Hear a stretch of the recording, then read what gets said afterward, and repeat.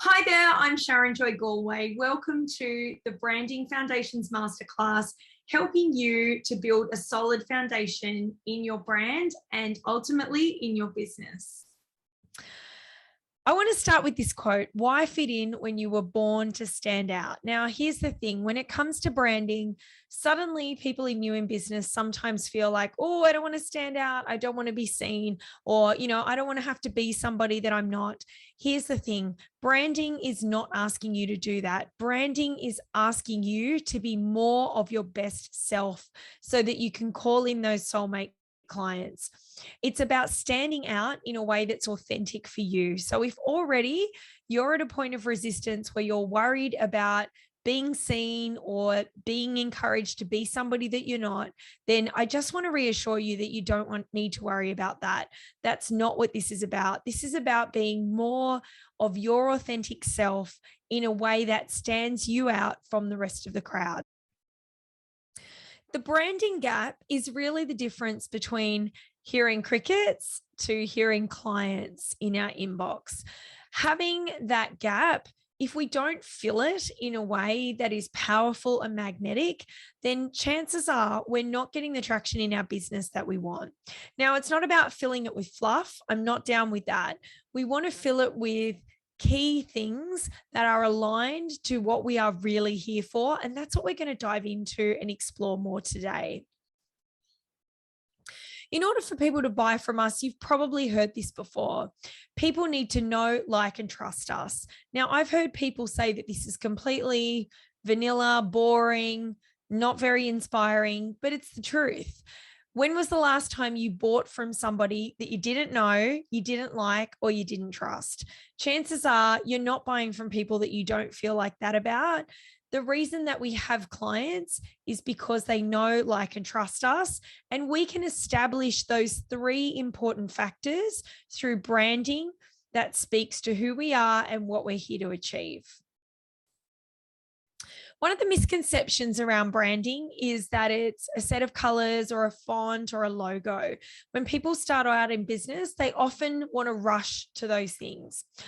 But here's the thing: branding is not any of that. Brand is not colors, branding is not fonts, branding is not a logo, it's not your products, it's not even the sum of what people think. It's not a slogan, and it's not a promise. It's not any of those things. What branding is a result. It's the result, that the feeling that is invoked in your audience when they come into contact with your brand. It's the result of that. It won't land for the same for everyone, and that's okay. We're not here to be everyone's cup of tea. But what we want is for the people who are our soulmate clients to receive our message and to feel us in order to get to know, like, and trust us to become our clients. I describe branding as it's just the vibe, the classic quote here from the famous Australian movie, The Castle. But really, that's what branding essentially is. It's just the vibe.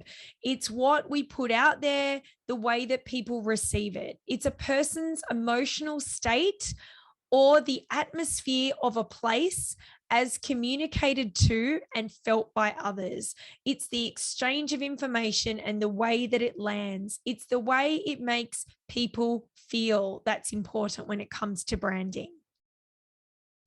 I love this comment from Simon Sinek. And if you haven't ever heard of him, please, or even if you have, please do yourself a favor.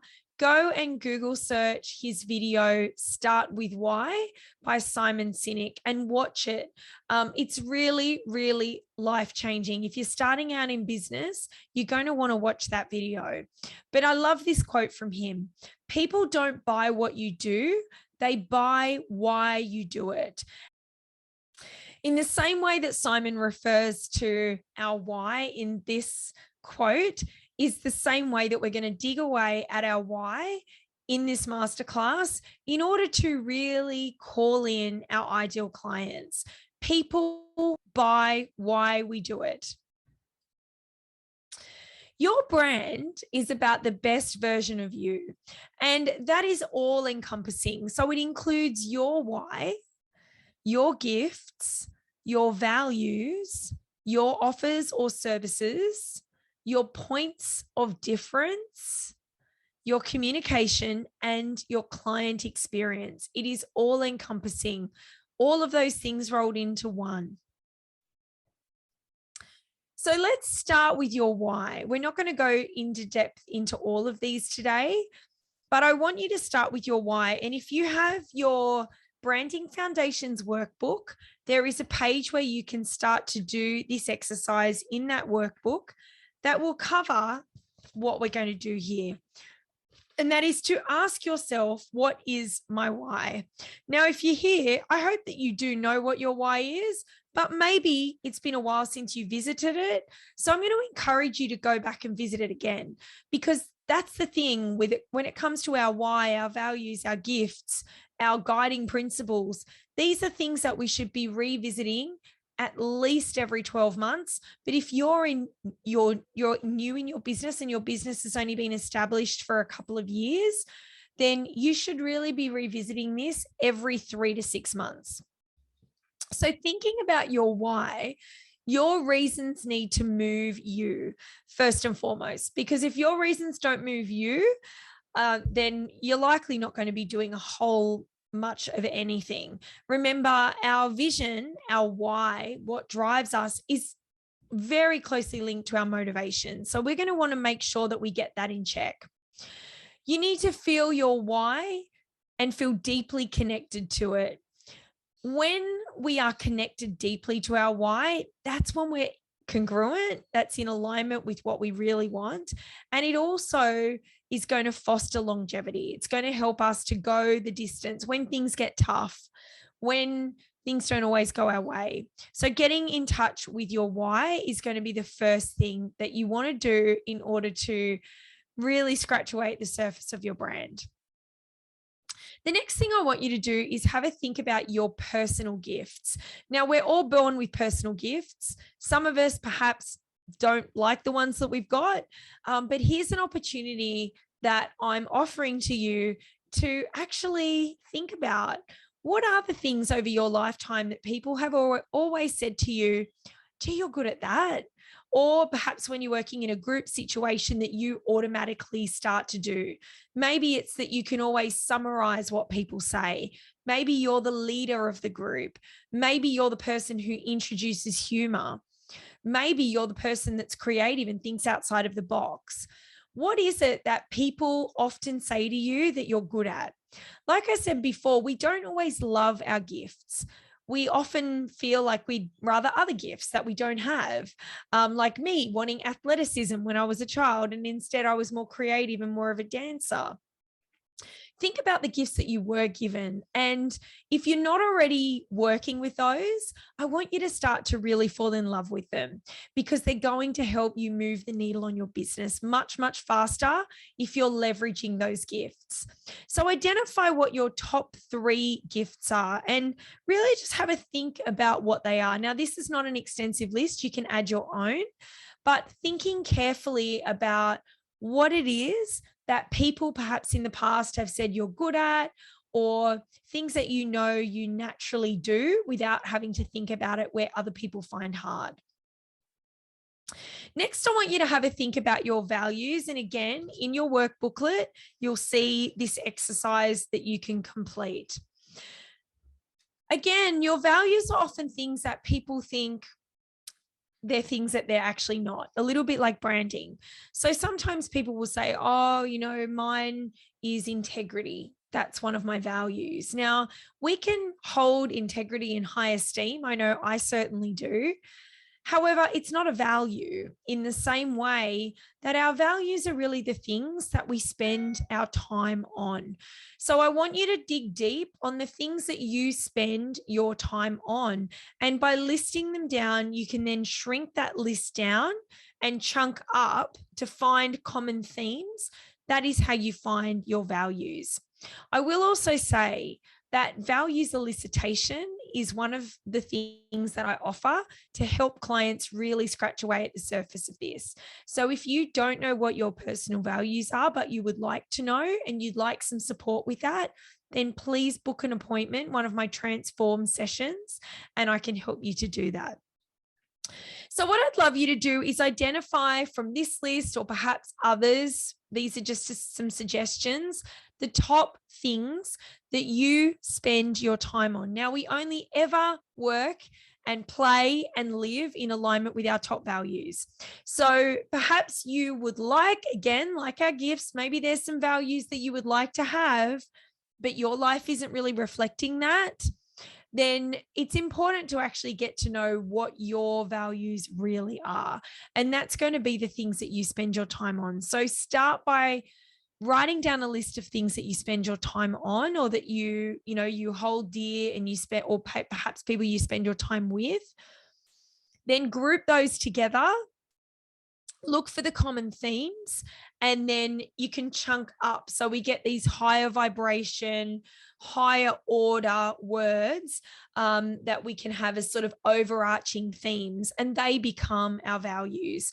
If you can get into about 5 is a good number. If you've got any more than that, then chances are it's going to be your top 5 are going to be the ones that you live in alignment with. Anything beyond that, yeah, you might hold them as highly important, but if they're not in the top 5, they're probably not ones that you are going to prioritize in your life. So I want you to establish your personal values or your brand values, depending on how you're doing this. Remember, if you are a personal brand, your personal values are likely going to be your business values as well. It's just an extension of who you are. The next thing is identifying your services, and you won't find a section for this in the workbook. It's just really something I want you to have a think about.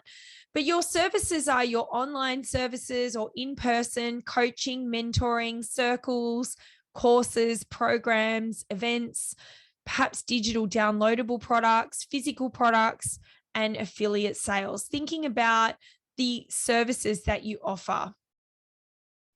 This is always a big one, your points of difference. Having the things that stand you out from the crowd, that offer that personal touch and that difference between you and the other people in your niche. So what are your touch points? When do you come into contact with clients, and how does that look? What is the level of service that you offer? And how do you show clients that you love and appreciate them? Thinking about those sorts of personal things that are your points of difference. Next, I want you to consider your communications. Now, your communications can include things such as your social media, your website, your email marketing, the words that you use, the pictures or imagery that you use. Perhaps you use some emojis for some fun. Maybe, a picture speaks 1,000 words. I know I often use the little twinkling stars emoji. It aligns with my brand, so I include that when I sign off. But I want you to have a think about, with your communications, which platforms that you're going to choose to communicate on with your audience, and how you will use that particular platform. So really getting intentional about that is also going to be beneficial. Your client experience is how people receive the experience of working with you. Now, that includes everything from onboarding to offboarding, their access to you, how inclusive you are, your efficiency, your policies, and client love. So on that, I just want to say, I want you to think about, are your programs inclusive? Do you cater for people who are neurodiverse? Do you cater for people of color in your programs? Do they feel comfortable coming into your programs? Do you communicate with people who are gender diverse? Do you serve people who are gender diverse in your programs? If not, why not? If you do, how do you? So one of the things you'll see in a lot of my communications, when I say the word women, I spell it with an X as the second last letter instead of an A or an E, woman, women. And I do that because that's the gender inclusive way of implying women.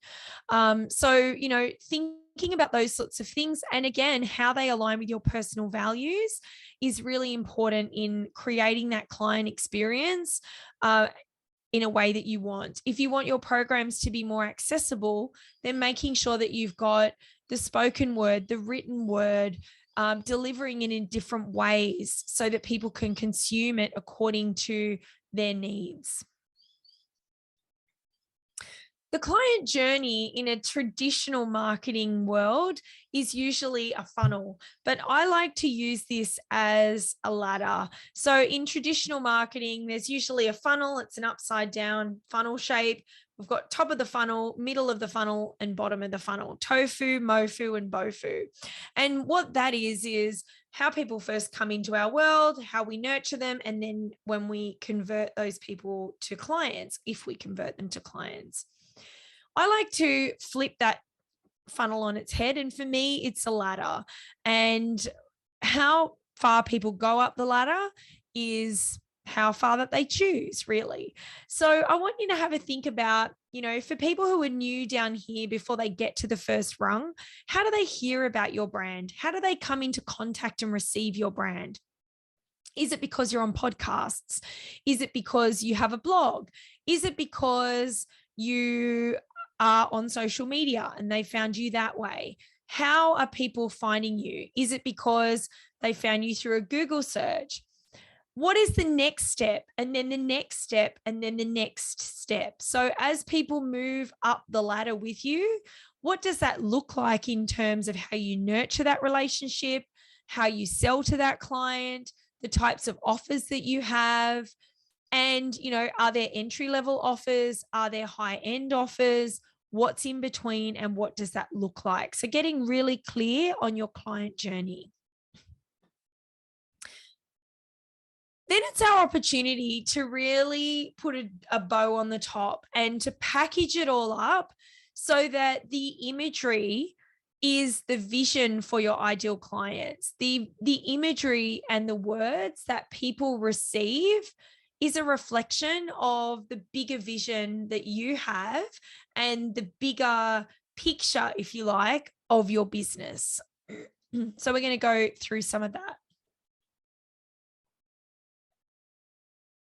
Now, in your work booklet, you will find a package for this. So we're going to go through 3 steps, 3 things that you can do to really help you to refine your brand vision and also, really use those underpinnings of your gifts, your values, your offers, and tie a bow around it so that people can receive them. So the first thing is to create a brand vision, and it's really like a vision board, thinking about, the colors, the fonts, the feels that reflect what you want to communicate. Maybe there's some words and phrases, maybe there's some tools. It might have your highest values. It might have the names of your programs, but I want you to put together, these ones here, by the way, are my guiding values, my guiding principles. So putting together a vision board that really extends upon your brand. So, maybe it's the emojis that you use. Maybe it's phrases that you use. Maybe you've got a trademark, like I do here with Solid Business for Solid Women. So that is a trademarked name. So those are the sorts of things I'd like you to put together on a vision board or a mood board to really encapsulate what your broader brand vision looks like. And there's a prompt to do that on the page in your booklet. Next, I want you to think about your personality and how you want to be perceived, how you want people to feel when they come in contact with your brand.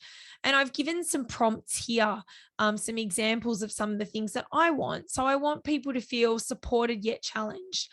I want them to see my gifts of the leader and the teacher. I want people to see and perceive that I'm tech savvy and I have a good handle on technology. And probably my highest one is that I want people to see that I'm soulful yet strategic and that they can have a balance of both. They don't have to be all or the other. There's some prompting questions for you in the booklet of how you can really harness some of, some of the things around your personality that you can bring forward. Now, one of the things that you might be thinking by this point is, Sharon, I'm not going to be having photo shoots with bright clothes on and popping champagne. That's just not my style. And I want to say to you that that's absolutely perfect that you know that. A good brand will be built upon authenticity, and you need to be authentic with what is in alignment with you, your personal brand, your brand values, your personality. So nobody is asking you to pop the champagne, have a photo shoot with bright colors, start wearing fancy dresses or big earrings. That's not what your personality needs to be. I will talk about adornment in a moment, but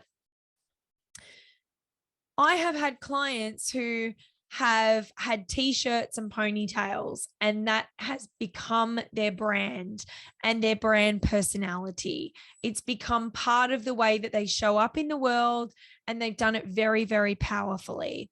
So I want you to really think about what's unique to you, how you want to be perceived, and how you want people to feel when they connect with your brand. On that, your adornment, the way that you adorn yourself, is an extension of your personality. And I love this quote from Denise M. Vera, who is actually the Australian fashion designer who handmade my dress that I'm wearing here, that I wore for my wedding vow renewal. And I want to share this quote with you because I think it's so, so relevant. Your adornment has the power to express where you are or elevate you to where you desire to be. And I think that really speaks to that extension of our personality, that extension of our values and our gifts, because our adornment, the way that we present ourselves, gets to be an extension of that. It gets to be part of what we portray and paint and express in order for that message to be received by the people who we want to receive it. It can also show very clearly that I'm going here, who's coming with me, and it's going to be a very much a whole body yes for those right clients for you. So I love how Denise put this phrase together, and I had to include it here because I just think it's so relevant that often so many women who I work with are very hesitant to adorn themselves in a way that has them be seen. And I want to just say that it's a beautiful way to express where you are. I think Denise has said this so nicely. It doesn't matter if you want to be a t-shirt and ponytail kind of gal. That is absolutely fine, but own it. Own it in a way that generates curiosity, that shows your personality, and it makes you more magnetic, because that, again, like I said at the beginning, is the gap. It's the difference between crickets and clients, all of these things. So think about your adornment and how it can be an extension of your personality and also an opportunity to express where you are and where you desire to be. The last thing I want you to look at is how you can be consistent in your showing up. So, one of the ways to do this is to really spend some time creating some templates and tools that's going to help you stay consistent. So when we did the vision part, you're creating your mood board. Maybe you've got some colors and fonts in there. That's great. Maybe you've got some phrases. Maybe you've got some imagery of yourself that's consistent because you go and get some branding shots done. But when it comes to consistency, an easy way to do that is to create some templates that you can produce some really on-brand material to keep your comms very consistent by creating these templates to start with. So I've got some suggestions here for you. Feel free to take a screenshot of these. And in your work booklet, you'll find that there's an opportunity for you to make a list of the templates that you need to create in Canva to help make your brand more consistent. So things like quote tiles, bios, highlight covers, story covers, event covers, Facebook covers, LinkedIn covers, YouTube podcast covers, booklets, slide decks like this one, testimonial posts, and blog covers. So have a think about what you need to create.